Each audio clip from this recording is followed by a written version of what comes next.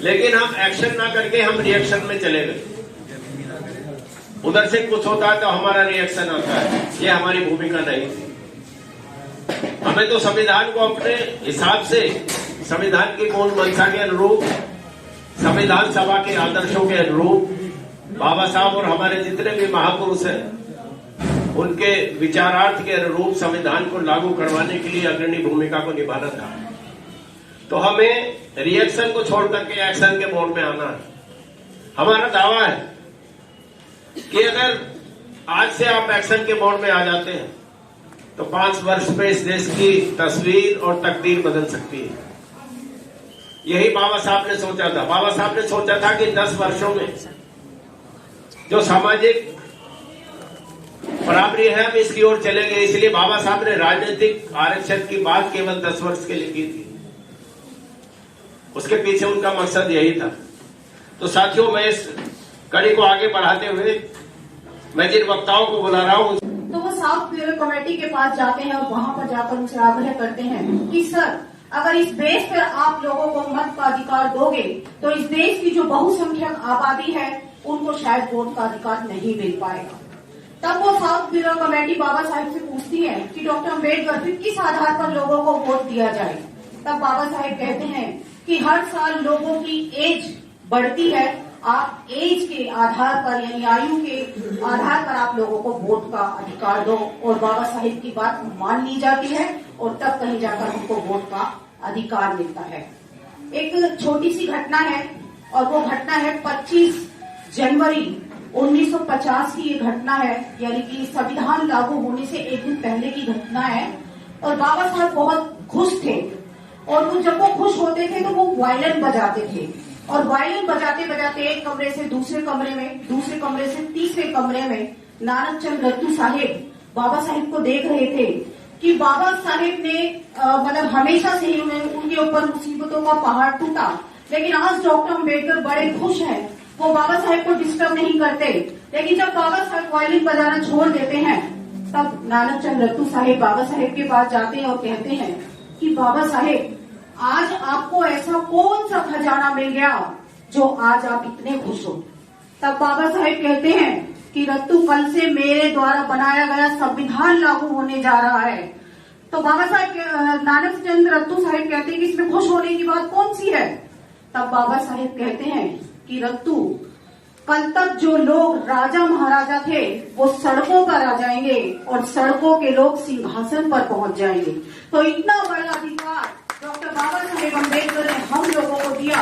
उस वोट की कीमत, क्योंकि एक वोट से सरकार गिर भी सकती है और एक वोट से ही सरकार बन भी सकती है, लेकिन बहुत सारे लोग आज भी वोट की कीमत को नहीं जानते। आप जाकर देख लीजिए, चाहे गांव में या शहरों में भी बहुत सारे लोग हैं वो अभी तक अपने अपनों की पहचान नहीं कर पाए, क्योंकि बहुत सारे लोग एक साड़ी में, आधे पहुए में, एक मिठाई के डब्बे में अपनी वोट बेकार कर देते हैं। शायद उनको नहीं पता, क्योंकि जो जन जागरूकता होनी चाहिए थी 1950 से लेकर या 1956 से लेकर, वो शायद आज भी नहीं हो पाई। और इसीलिए आज हमारी वोट कहां से कहां चली जाती है हम सभी लोग जानते हैं। तो वोट का जो अधिकार है, मैं आप सभी लोगों से कहना चाहती हूँ या आपके आस पड़ोस में भी, कि सभी लोगों को वोट की ताकत के बारे में जरूर बताएं कि हम लोग ऐसे लोगों को वोट दें जो हमारी शिक्षा, स्वास्थ्य, रोजगार की बातें करें, जो हमारे लिए हाई से हाई एजुकेशन की बात करें। लेकिन जो संविधान में जो प्रावधान है, अभी सर ने बताया कि हम लोग सिर्फ आलोचना करते हैं, लेकिन मुझे लगता है कि आलोचना करनी भी चाहिए, क्योंकि अगर कोई गलत काम कर रहा है तो उसके बारे में लोगों को पता भी होना चाहिए। तो हमको जो अधिकार डॉक्टर बाबा साहेब अम्बेडकर की वजह से मिला है, इस बात को भी हमको नहीं भूलना चाहिए। बहुत सारे वक्ता हैं, मैं अपनी परम पूज्य बोधिसत्व बाबा साहब डॉक्टर भीमराव अम्बेडकर जी,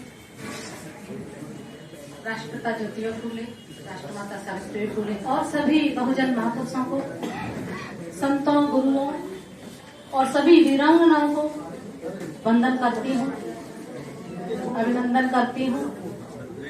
मंच पर विराजमान अतिथिगण, हमारे मुख्य अतिथि, मुख्य वक्ता श्रद्धेय डॉक्टर चरण सिंह जी, श्रद्धेय देवेंद्र प्रिंसिपल साहब, बाबूजी आरपी सिंह जी, मेरे बड़े भाई महेंद्र सिंह जी, मेरे बड़े भाई रामेश्वर दयाल जी और मेरी बड़ी बहन साधर जी, और जो सभी मेरे जो बुजुर्ग हैं, मेरे भाई, मेरी माताएं, मेरी बहनें, सभी को मेरा जय भी, नमो बुद्धाय। ज्यादा नहीं लूंगी, सिर्फ एक ही गाना याद है, उसी को सुनाऊंगी। लेकिन मैंने जैसे मैंने तैयार किया, मैंने खुद ही तैयार किया है, खुद ही इसको सुनाने वाली हूँ। सिर्फ एक लाइन बोलना चाहूंगी। 21वीं सदी आपकी होगी, 21वीं सदी आपकी होगी, घबराने की बात नहीं, विरोधी तुमको रोक सके ये उसकी औकात नहीं। अगर विरोधी रोकेगा, अगर विरोधी रोकेगा तो जंग करेंगे मैदान में, क्योंकि बाबा साहब ने हक दे दिया है हमें संविधान।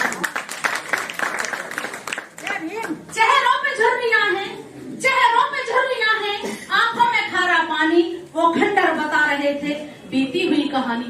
कुछ भेड़ियों के भय से, कुछ भेड़ियों के भय से गूंगे बने रहे हम, जब दम उठा तो ले आए कारवा तूफानी, कारवा तूफानी। ये जो कारवा तूफानी का दौर चल रहा है, सभी के दर्द है, पीड़ा है, कसक है, वो सब बयां कर रहे हैं कि अब आगे हमें निर्वाचक ही शासक है तो होना भी चाहिए, क्योंकि निर्वाचक ने जो है जिन लोगों को चुनकर संसद में भेजा है, होना तो ये चाहिए था कि जो संसद में चुने हुए प्रतिनिधि हैं वो निर्वाचक की बात सुने। लेकिन क्या निर्वाचक का और चुने हुए प्रतिनिधियों का संवाद हो पाता है? कभी नहीं। और आज जैसी स्थिति है, निर्वाचक क्या वास्तव में निर्वाचक है? निर्वाचन और प्रतिनिधि के बीच में क्या मशीन नहीं आ गई है? आप अपना वोट जो है जिस अपने जो है चयनित प्रतिनिधि को देना चाहते हो, क्या उसे जो है आपने वोट दिया है, आपको पता रहता? ये हमारे सामने बहुत बड़ा प्रश्न है। और ये जो है व्यवस्था जिस समय अपने जो देश में संविधान लागू हुआ था, आज उसे लागू हुए लगभग 74 वर्ष हो गए हैं। होना तो ये चाहिए था कि जो हमारे उस समय देश के कर्णधार थे, निर्वाचक को जो है तैयार किया जाता कि वो अपने जो है मत का जो है मतलब समझे कि हमें जिन प्रतिनिधियों को अपने जो चुनना है उन्हें किस तरीके से अपने मत देना है। लेकिन ये इस देश का दुर्भाग्य है कि शुरू से ही जिस तरह अपने जो है ये समाज मनुवाद से प्रभावित रहा है, वहां मतदाता को या यूं कहो कि निर्वाचक को जो है ट्रेंड ही नहीं किया गया कि वो अपने मत का सही प्रयोग कर सके। और यही वजह है कि आज जो निर्वाचित सरकारें हैं उन्हें निर्वाचक के मत की शायद जरूरत भी नहीं है।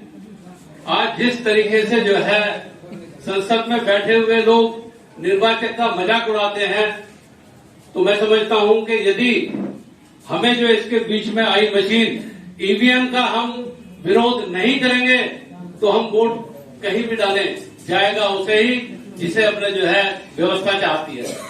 तो हम लोग जो है ईवीएम के खिलाफ भी अपनी आवाज बुलंद कर रहे हैं। जहां भी जिस संगठन का कोई भी कार्यक्रम होता हम वहां जाते हैं। मैं इस मंच के माध्यम से आप सभी को यही कहना चाहता हूं कि हमारे बीच में जो आई मशीन है उसे हमें ध्वस्त करना चाहिए। किस तरह ध्वस्त करेंगे ये आप सभी को तय करना है। अंत में मैं पुनः जो हमारे भारतीय लोकतांत्रिक समाज महासंघ है इसे बधाई देता हूं। धन्यवाद।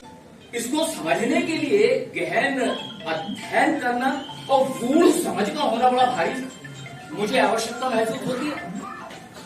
एकदम कुछ लोग इकट्ठा हुए और इसको एकदम पुश इन कर दे। It's not easy to accept it.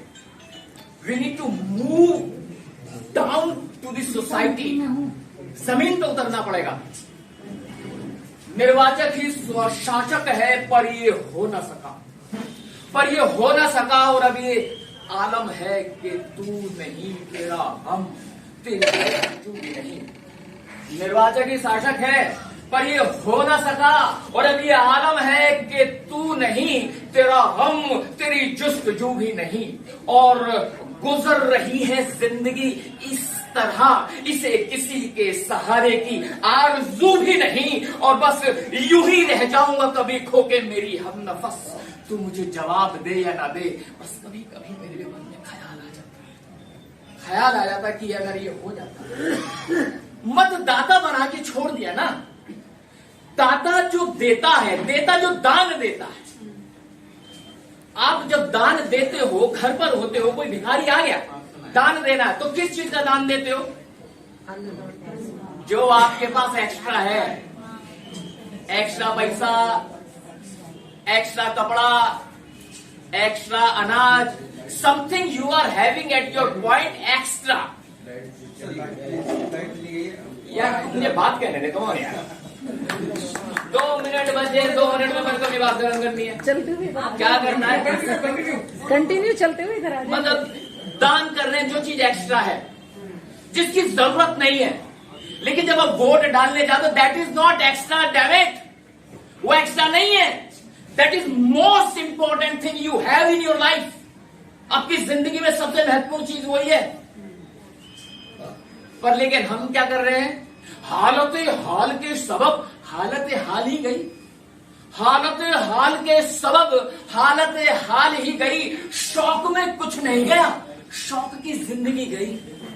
शौक क्या है? शाम के 8 बजते हैं, 2 पैक के अंदर मेरे समाज का लौंडा सिकंदर।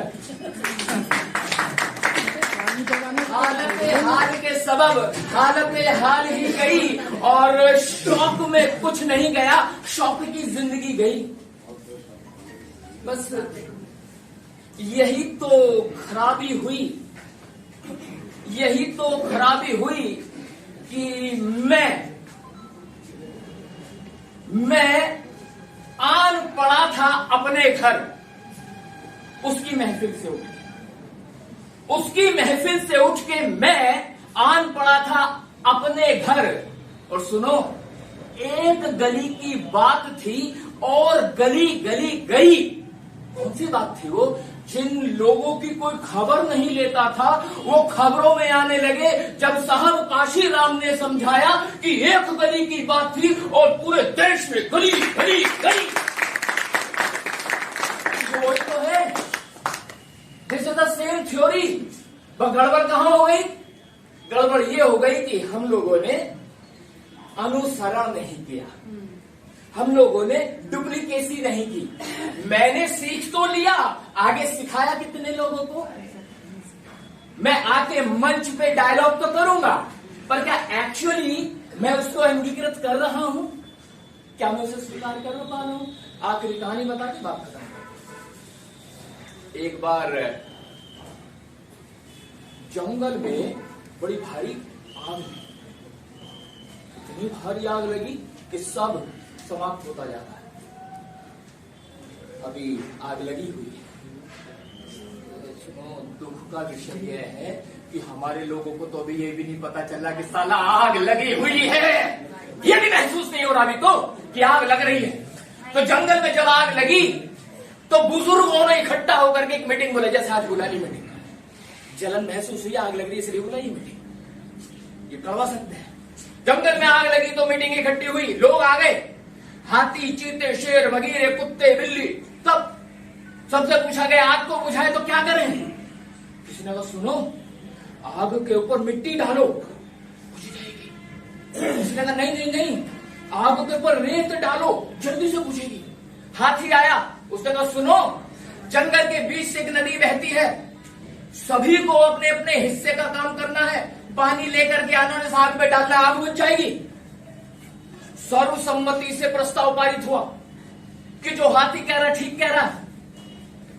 सब जानवर गए और अपने अपनी क्षमता के अनुसार पानी लाए और उस पर डालने लगे। एक छोटी सी चिड़िया, गोरैया, चोंच में पानी भर के उड़ के जा रही। पेड़ पे बैठा हुआ एक कौवा, कौवा कह, अरे चिड़ैया तेरी बुद्धि खराब हो गई है क्या? तेरा वजूद ही कितना है, देखती नहीं क्या भयंकर आग लगी हुई है, इस आग की रेडिएशन से तो फूक जाएगी। मूर्ख, जाके अपने बच्चों के साथ बैठ जाओ और आराम कर। उसने कहा सुनो, चाचा कल्लू, मैं इसलिए पानी लेकर नहीं जा रही हूं कि मेरी चोंच में पानी जो आएगा वो आग को बुझा देगा। लेकिन सुनो, ये इंगित कर रहा हूं मैं इस संगठन के लिए, भारतीय लोकतांत्रिक समाज महासंघ। मैं चोंच में पानी इसलिए लेकर के जा रही हूं कि जिस दिन इस जंगल की बर्बादी का इतिहास लिखा जाएगा तो मेरा नाम वफादारों में आएगा, गद्दारों में नहीं आएगा। कम से कम आप जिम्मेदारी निभाने के लिए आगे आए तो सही, एक कदम आगे बढ़ा तो सही। यकीन जानिए, तन मन धन और सुनो, जरूरत पड़ी तो गन, आवश्यकता पड़ेगी, आहुति चल रही है, ये आहुति देनी होगी। और जो जो आहुति दे सके वो साथ रही हो, जो आहुति ना दे सके जय भीम जी। इन्हीं शब्दों के साथ मैं संदीप अपनी बात को समाप्त कर रहा हूँ।